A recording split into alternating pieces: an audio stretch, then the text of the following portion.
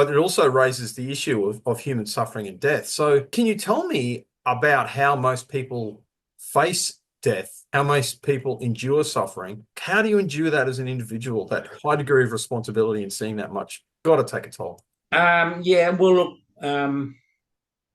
that's a really good question, and my wife would probably say that I'm a bit insensitive at times because I've seen I've seen quite a bit of death and suffering, and maybe over years you do get a little bit more thick-skinned and sort of it and a little less warm-hearted, so that's something you need to work on, I think, but I think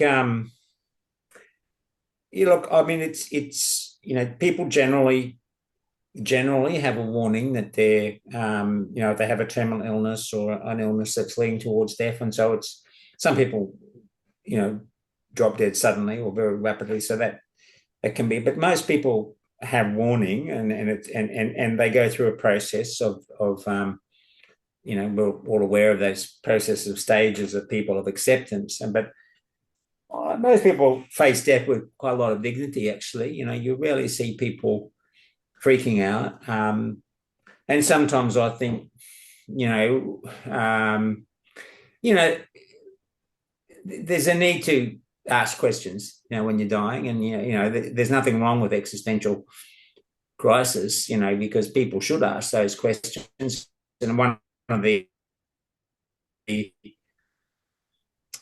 think one of the issues with modern palliative care is saying, well, like, we're going to give you a really great death, we're going to fill you up with opioids and make you feel really good. But is that really what we should be doing? Because people need to feel the angst as well and make sure they prepare themselves.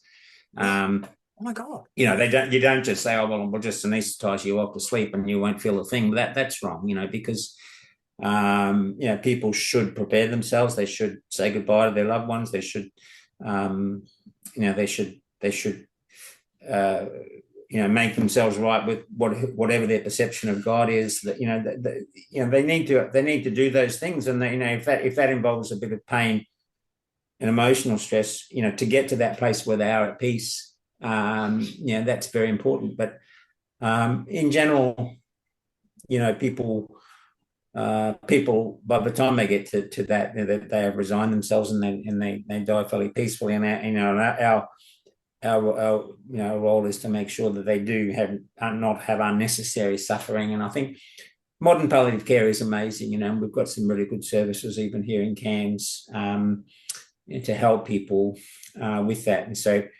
I'm not a proponent of voluntary assisted dying Oh, no. myself, Yeah. because Terrible. I think it's I totally understand why people might want to do that, but I don't condemn anyone who does. But I think just being able to say I'm gonna end my life because it's going to be too tough from now on. I just don't quite get that. But I think life is precious. But we're also in that place where we can help people not to suffer too much from a pain point of view, at least.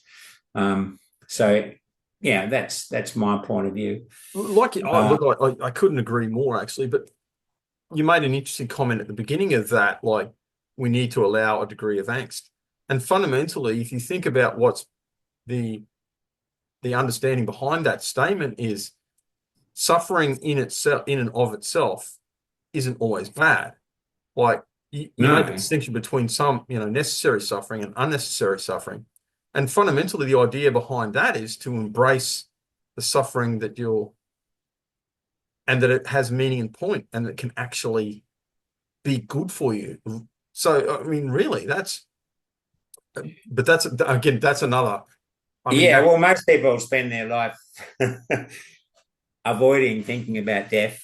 So when they get the news that they're dying, I think it's important that they have opportunity to go through those processes and think about it and say, and get to a point where they can die in peace. But yeah,